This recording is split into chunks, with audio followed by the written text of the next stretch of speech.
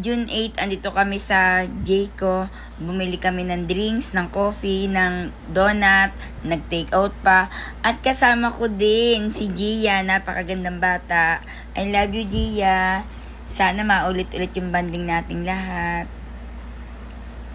Kasama namin si Ate Hop, si Binbin, si Jade, ang baby ni Jade, si Momoko, saka si Kuya JC, at si Ate Gia. Bossing, thank you po sa masarap na treat kanina sa POA at sa Jayco naman ngayon.